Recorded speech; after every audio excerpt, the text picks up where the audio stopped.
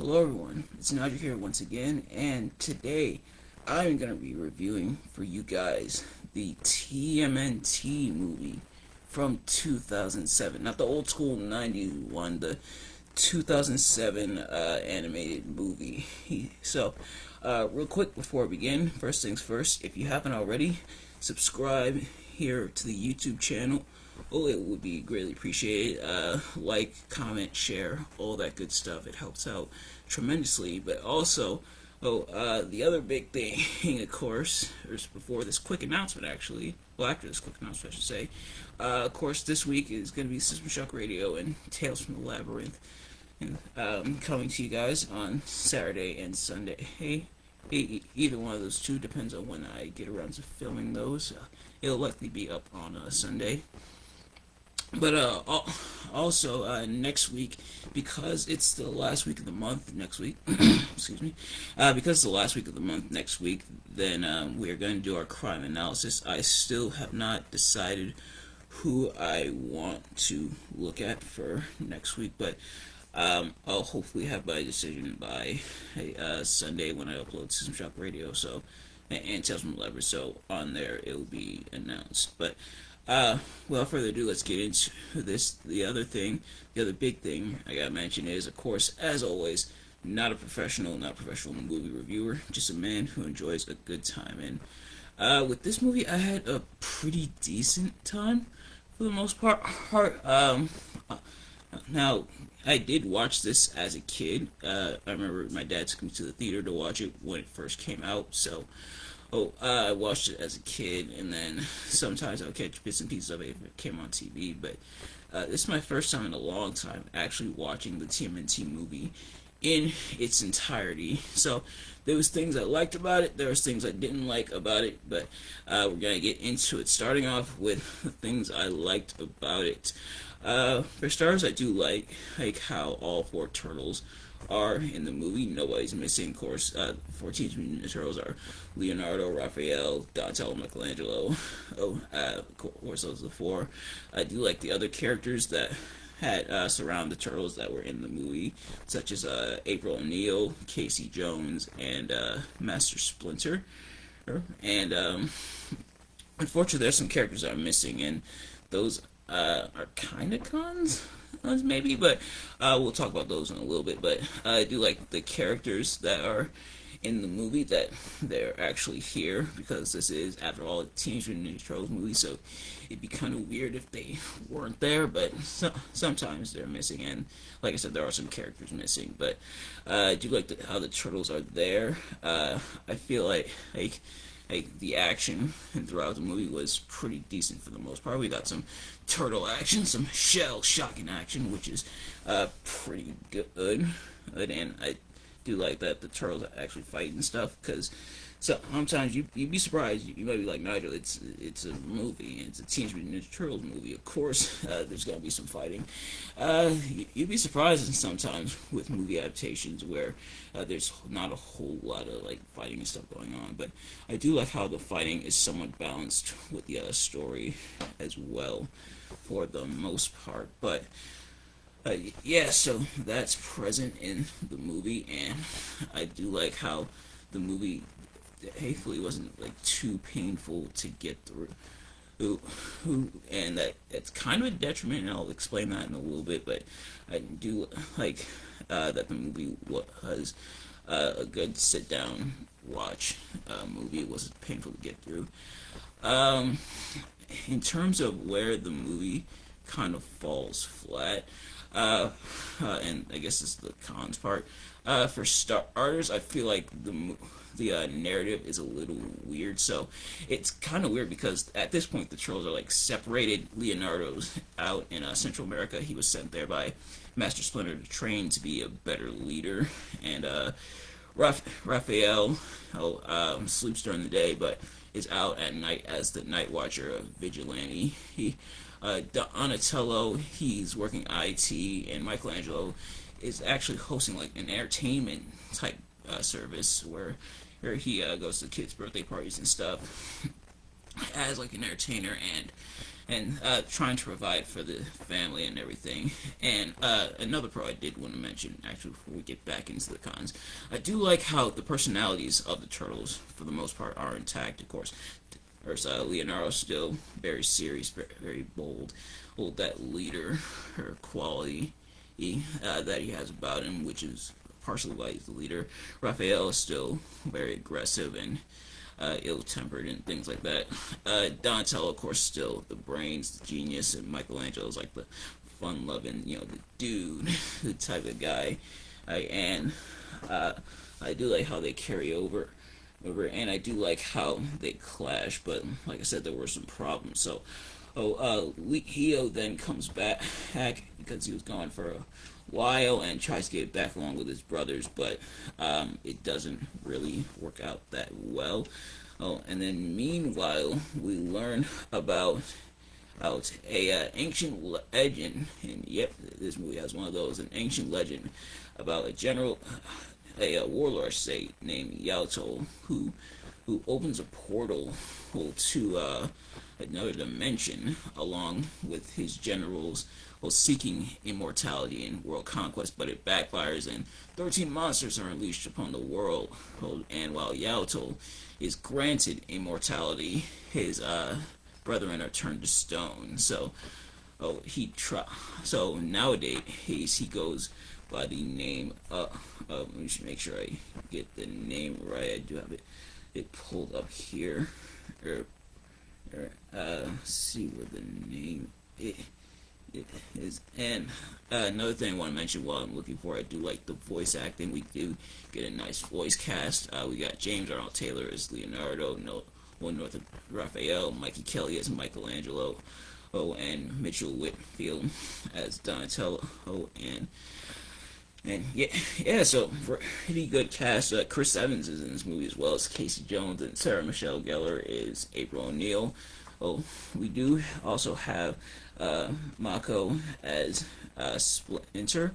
This was, I believe, his last role before he passed away. Of course, Mako was also General / Uncle Iroh in Avatar: The Last Airbender.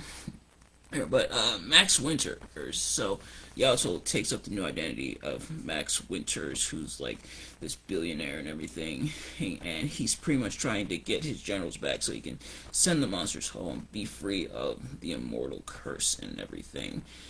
And once it's found out what he's doing, the rest of the gang wants to stop him, but Leo and Master Splinter advise against it. And of course Raphael storms out in frustration. Eventually, Leo finds out Raphael is the Night Watcher and confronts him. They fight, and then Raphael accidentally gets Leo captured as the generals turn on Max Winters, and Winters realizes that Leonardo is not the 13th monster that they're supposed to bring, and we see them capturing the monsters over the course of the story, and he does have help. Winters has help from the Foot Clan led by Karai. That's right, Karai, not Shredder, we'll get to, but eventually the Turtles patch things up. They defeat the generals. Winter sends the monsters home and then dissolves into dust. So, the thing about the story is that it is some stuff we've seen before, or with conflict within brothers and stuff, as Leo and Raph have conflict and all that, and it's something that's been used quite a bit where members of the team are going after each other. But I think where it kind of falls flat is the movie is relatively short. It's like an hour and 10-minute movie, and the thing is, because of that, they kind of have to rush through it to make sure that the story is told and condensed, and that's kind of a problem because it doesn't really get fleshed out that much to where we see where a lot of characters aren't really explored that well, which include Donatello and Michelangelo. So Donnie and Mikey are kind of just background, while a lot of the conflict is between Leo and Raph. Of course, Raphael always infamously challenging Leo's authority, and Leonardo not having it. Of course, this one leader, and Raph feels like he should be leader, but ultimately it causes them to come to blows in the movie, and they duke it out. Raph actually defeats Leo, and then feels bad because he was pretty much about to kill his brother, and then Leo gets captured, and Raph feels sad about it, so he goes to Splinter, and Splinter consoles him and everything. But we see that, but Donnie and Mikey don't really get explored a whole lot in the movie.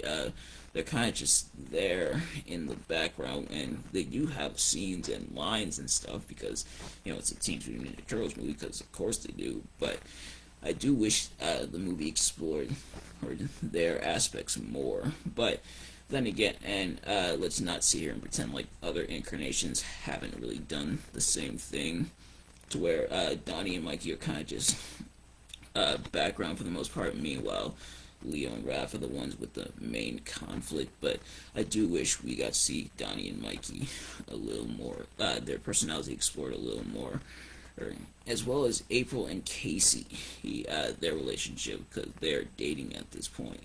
I mean, which I think in some incarnations they do, sometimes they don't, but yeah, so they're dating here, and but they don't really get a whole lot of time to shine, I should say, because the movie isn't long enough. I feel like if the movie was longer, this relationship could have been explored a little more. That, and there's the fact that the main villains aren't really that remarkable. Of course, Winters, he's kind of like, he's supposed to be like the main villain, but he's not really villainous, because what he's doing is mainly with the intentions. He's just trying to send the monsters home and free himself from the immortal curse. But the generals turn on him, and they're the real villains in all this. But I wish that would got explored a little more. But again, we didn't have enough time to go through it, so they kind of excuse me, they kind of had to rush through it. And I feel like the narrative has legs, the fact that the turtles are separated and then have to come back together, but I wish it would, if it had more time to fester, then it would have been a much better story told, in my opinion. But for what it's worth, the story is still pretty good, but it could have been better. The other thing that's a little weird is there's quite a few characters missing, as I mentioned.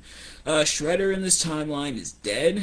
He was defeated by the Turtles, which, to be fair, also happens in the original Teenage Mutant Ninja Turtles comic, where Shredder's death is a lot darker in that one, but he's not here. Karai is leading the Foot Clan, and of course Karai, in some incarnations she's like Shredder's just like apprentice underling, in others she's straight up his daughter. I think in the 2012 Teenage Mutant Ninja Turtles TV show she's his daughter, but in this one she's kind of just like his apprentice who took over the Foot Clan after his death. So it kind of sucks that he wasn't there, but there's other villains missing from the Teenage Mutant Ninja Turtles lore, such as Bebop, Rocksteady, Baxter Stockman, Krang, and they're not even mentioned. Those, at least Shredder gets mentioned, but the rest aren't even mentioned. And which I guess may not be too much of a con, because the story's not really about them. They're not main villains or anything, but it is kind of weird that they're not there. And then there's the animation for this. Now, sometimes with animated movies, the animation is really good, to the point where it looks well beyond its years, where if it came out a certain year, you probably wouldn't be able to tell it came out a certain year. That's the case with like Monsters Inc. and stuff, where it came out in 2001. You're like, wow, it came out in 2001? Wow, it doesn't look like it came out in 2001. Now, this movie came out in 2007. The animation and everything makes it look like it came out in 2007, and possibly even 2006, honestly. It's not horrible. There are a lot of good stuff. There's a lot of good stuff I like how a lot of the effects, like the rain and stuff, how they look on the character models and stuff like that. But there is some like jank and a lot of that like gumminess to the character, where it's like, yeah, that you could tell that was made from a while ago.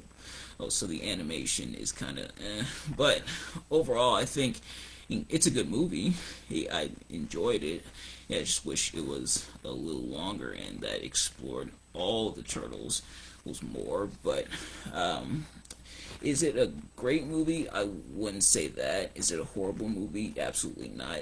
Does it deserve all the hate it gets? Absolutely not. It's still a pretty well done movie, and even though some stuff does fall flat, you can tell it did have good intentions. At least there was an actual effort behind it, and they wanted to do something with it. And they did tease at a sequel for this movie in the movie where Karai, after she teams up with after she and the Foot Clan team up with the Turtles to take down the generals and send back the portal and everything, where she says you'll be fighting some familiar faces from your past. I think that was supposed to be like maybe a sequel where the Turtles do fight the Foot Clan and Karai, and possibly even a return Shredder and everything, but it never really came to fruition, unfortunately. But yeah, so that is gonna do it. So overall, I did enjoy the movie, and for the first time seeing it in a long time, it it wasn't as good as I remember, but I think it's still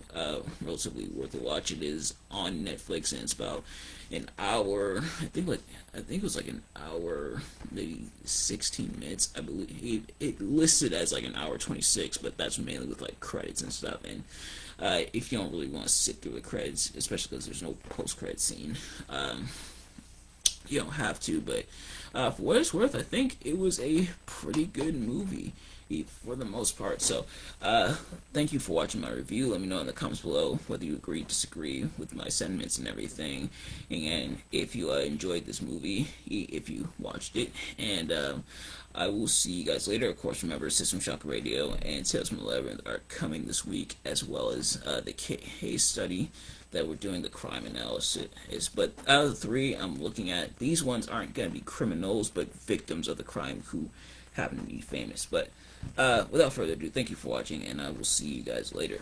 Peace.